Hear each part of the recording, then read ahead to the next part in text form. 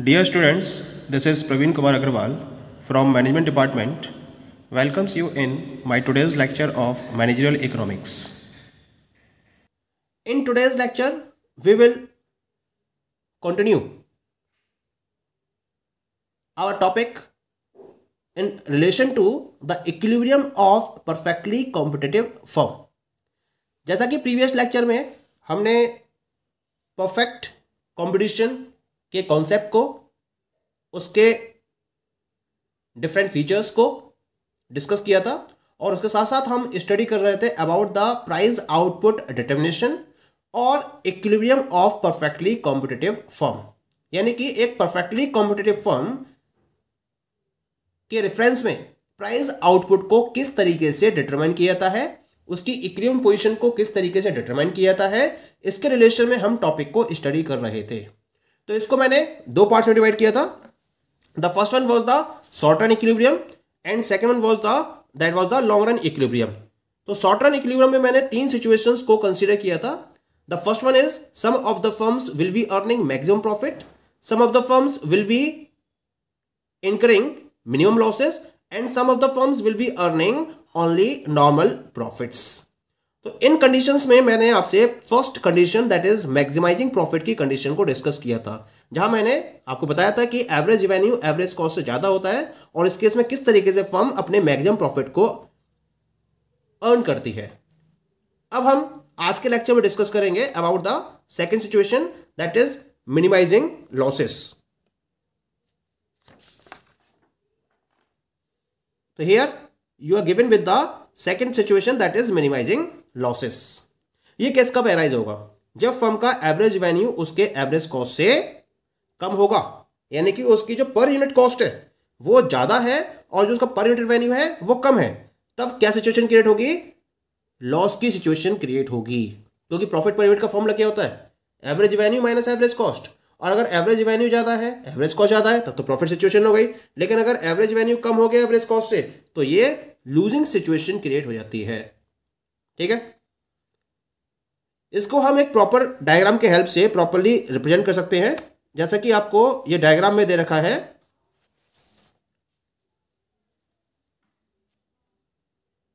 That is given you in the diagram. तो here you are looking the diagram जो आपको proper information provide कर रहा है अबाउट द मिनिमम लॉस।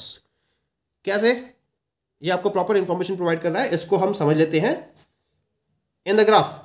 जैसा मैंने आपको बताया था, हमें लॉस या प्रॉफिट को रिप्रेजेंट करने के लिए दो कर्व्स की रिक्वायरमेंट होती है, एक तो रेवेन्यू कर्व्स की और दूसरी कॉस्ट कर्व्स की। क्लियर? तो रेवेन्यू कर्व्स में मैंने यहां रिप्रेजेंट किया है, this is the average revenue curve which is parallel to X axis. जैसा कि मैंने प्रीवियस लेक्चर में भी आपसे डिस्कस किया था कि परफेक्ट कंपटीशन में जो एवरेज रेवेन्यू कर्व होता है वो एक्स एक्सिस के पैरेलल होता है और मार्जिनल रेवेन्यू कर्व उस एवरेज रेवेन्यू कर्व को कोइंसाइड करता है, क्योंकि परफेक्ट कंपटीशन में प्राइसेस में कोई भी चेंज नहीं होता है। एक ही प्राइस पर सारी फर्म्स अपने आउटपुट को सेल कर रही होती हैं, चाहे आउटपुट ज्यादा है या आउटपुट कम है, यानी कि डिमांड ज्यादा है या डिमांड कम है, प्राइसेस में कोई भी चेंज नहीं होता है। इसी वजह से परफेक्ट कंपटीशन में जो एवरेज रेवेन्यू कर्व है वो मार्जिनल रेवेन्यू कर्व के इक्वल होता है और एक्स एक्सिस के पैरेलल होता है। क्लियर? अब बात करते हैं एवरेज कॉस्ट कर्व की, क्योंकि एवरेज कॉस्ट क्या है? ज्यादा है, तो it will lie above the average revenue curve. तो this is the situation of the short run average cost curve. ये यू शेप्ड होता है short run average cost curve. Clear? और जो short run marginal cost curve होता है वो क्या करता है? Short run average cost curve को उसके मिनिमम पॉइंट से इंटरसेक्ट करते हुए क्रॉस कर जाता है यहां से। तो this is the situation of SMC. ये भी ऑलमोस्ट यू शेप्ड होता है। Now what is the definition of equilibrium point? MR must be equal to M C. Marginal revenue और मार्जिनल कॉस्ट दोनों एक दूसरे के इक्वल होना चाहिए। तो देखते हैं किस सिचुएशन में दोनों इक्वल है।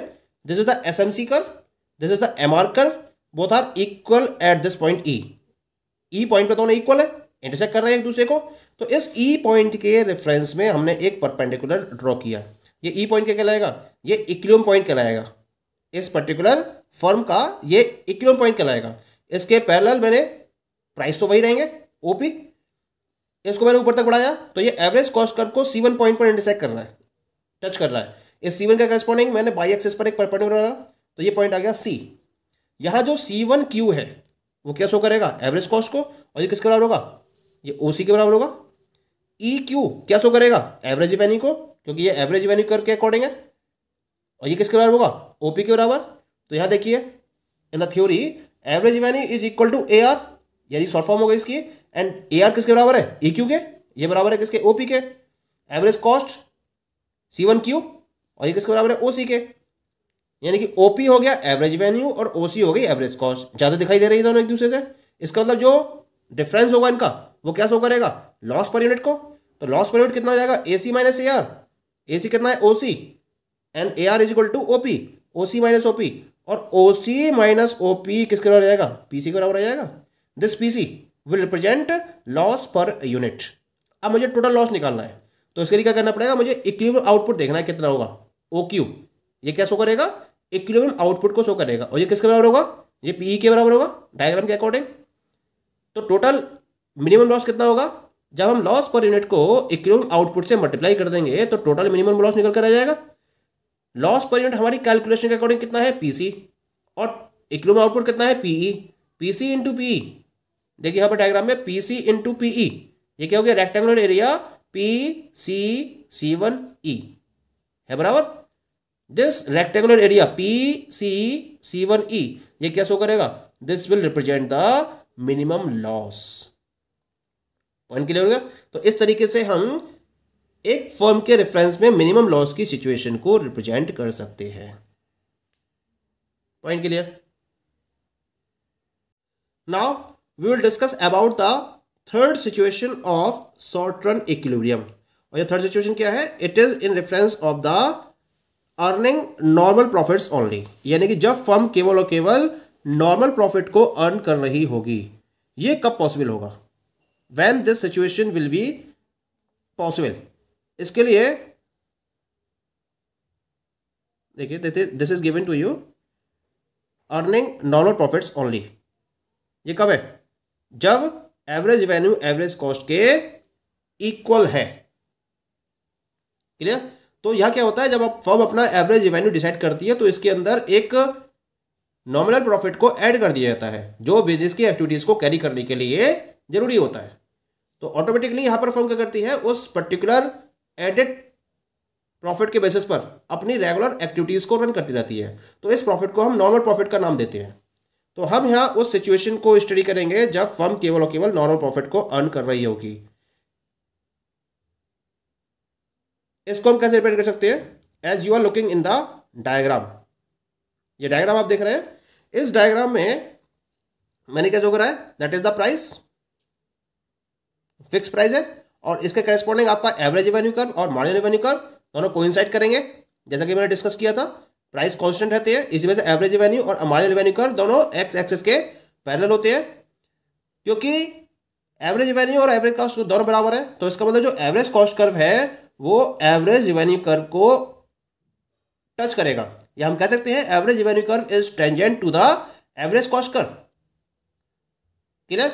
और इसी पर्टिकुलर पॉइंट पर जहां ये दोनों एक दूसरे को टच कर रहे हैं, उसी पॉइंट पर जो एसएमसी कर्व है वो इंटरसेक्ट करते हुए आगे बढ़ जाएगा। अब क्योंकि मार्जिनल रेवेन्यू कर्व और मार्जिनल कॉस्ट कर्व दोनों इसी पॉइंट पर इक्वल है, तो ये पॉइंट क्या शो करेगा, ये इक्विलिब्रियम पॉइंट की पोजीशन को रिप्रेजेंट करेगा। क्लियर। और इसके अकॉर्डिंग जो इक्विलिब्रियम आउटपुट कितना आ गया, OQ आ गया।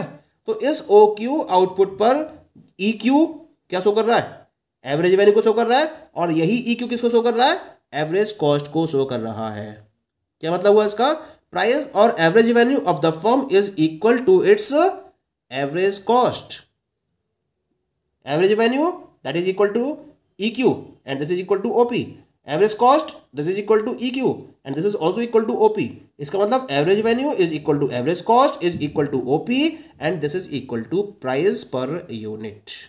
तो इस तरह से फर्म केवल और केवल नॉर्मल प्रॉफिट को अर्न कर रही होगी, और इतना प्रॉफिट उसको मिल रहा होगा नॉर्मल प्रॉफिट के फॉर्म में, जिसके बेसिस पर शॉर्ट रन में वो अपने ऑपरेशंस को कंटिन्यू करने की पोजीशन में होगी। एक्सपेंड नहीं कर सकती, लेकिन जिस पोजीशन में है उस पोजीशन में वो अपने ऑपरेशंस को कंटिन्यू जरूर कर सकती है। इतना प्रॉफिट उसे होता रहता है। Okay, now we will move towards the second situation, that is the long run equilibrium of the perfectly competitive firm.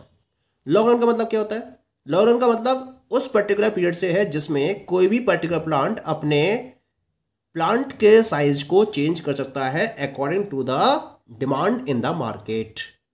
क्योंकि इसके हिसाब से क्या हो सकता है, फर्म्स नंबर ऑफ मशीन्स को इंक्रीज कर सकती है, अपने नए नए प्लांट्स वो डेवलप कर सकती है और इसके अकॉर्डिंग अपनी सप्लाई को इंक्रीज कर सकती है। इससे क्या होगा, मार्केट में जब फर्म अपने प्लांट के साइज को इंक्रीज करेंगी तो कुल मिला के सप्लाई इंक्रीज होगी। डिमांड तो इंक्रीज हो रही है लॉन्ग पीरियड में, लेकिन इस डिमांड के साथ साथ जो नंबर ऑफ फर्म्स हैं, जो पर्टिकुलर फर्म्स हैं, वो अपने प्लांट साइज को इंक्रीज करते हुए सप्लाई को इंक्रीज करती हैं। इसके साथ साथ परफेक्टली मार्केट के प्रॉफिट को देखते हुए नई फर्म्स भी क्या करती हैं, मार्केट में आना स्टार्ट कर देती हैं। तो उन नई फर्म्स के आने की वजह से भी सप्लाई बढ़ती है और इस तरह से मार्केट में सप्लाई लगातार बढ़ती चली जाती है। तो शॉर्ट फर्म में क्या होता है, शॉर्ट फर्म में तो कुछ फर्म्स थी जो लॉस भी इनकर कर रही थी। तो जिन फर्म्स का लॉस हो रहा था वो क्या करेंगे, वो अपने आउटपुट को रिड्यूस कर देंगे या फिर वो इंडस्ट्री को छोड़ देंगी। दोनों में से एक काम को करेंगे वो, है ना। तो इन सारे पॉइंट्स को देखते हुए जो प्रॉफिट अर्न कर रही थी वो अपनी सप्लाई बढ़ा देंगी, जिनका नॉर्मल प्रॉफिट चल रहा था वो नॉर्मल प्रॉफिट को रन करते हुए इसी वे में अपने ऑपरेशन को कंटिन्यू करेंगे, जिनको लॉस हो रहा था वो अपने सप्लाई को क्या करेंगे, डिक्रीज कर देंगे और नई फर्म्स के आने की वजह से भी सप्लाई क्या होगी, इंक्रीज होगी। तो कुल मिला के जो सप्लाई है मार्केट की वो लगातार इंक्रीज होती चली जाएगी। जब सप्लाई अपने लार्ज लेवल से ऊपर पहुंच जाएगी तो ये क्या करेगी, जो मार्केट का सुपर नॉर्मल प्रॉफिट है उसको वो एब्जॉर्ब करना स्टार्ट कर देगी। जैसे जैसे टाइम पीरियड बढ़ता चला जाएगा वैसे वैसे वो जो सुपर नॉर्मल प्रॉफिट है वो एब्जॉर्ब होता चला जाएगा और उसके एब्जॉर्ब होने की वजह से जितनी भी फर्म्स है मार्केट के अंदर वो केवल और केवल नॉर्मल प्रॉफिट की सिचुएशन में आ जाएंगी। इसका मतलब in the long run all the firms will earn only normal profit, यानी कि जो सुपर नॉर्मल प्रॉफिट अर्न कर रही थी वो भी नॉर्मल प्रॉफिट अर्न करेंगी और जिनको नॉर्मल प्रॉफिट हो रहा था वो तो नॉर्मल प्रॉफिट अर्न करेंगे ही करेंगी। इसको हम इस डायग्राम के हेल्प से रिप्रेजेंट कर सकते हैं। ये डायग्राम सेम वही होगा जो हमने शॉर्ट रन में स्टडी किया था, बस डिफरेंस इतना है that diagram was in reference of short run situation and this diagram is in reference of long run situation. तो यहाँ डायग्राम में आप देख रहे हैं कि मैंने long run average cost curve, long run marginal cost curve को इंडिकेट किया है। एवरेज रेवेन्यू कर्व और मार्जिनल रेवेन्यू कर्व दोनों पैरेलल है एक्स एक्सिस के, both are intersecting at the point E. ये ई पॉइंट के कहलाएगा, इक्विलिब्रियम पॉइंट कहलाएगा और इसके अकॉर्डिंग जो फर्म का एवरेज रेवेन्यू है वो एवरेज कॉस्ट के बराबर होगा और इस तरह से फर्म केवल और केवल नॉर्मल प्रॉफिट को अर्न कर रही होंगी। देखिए डायग्राम में एवरेज रेवेन्यू ई क्यू के बराबर and this is equal to OP, average cost E Q के बराबर, it is also equal to OP. इसका मतलब A R is equal to A C and this is equal to OP which is denoting the price. So all the firms will be earning only normal profit in the long run. Okay, thank you.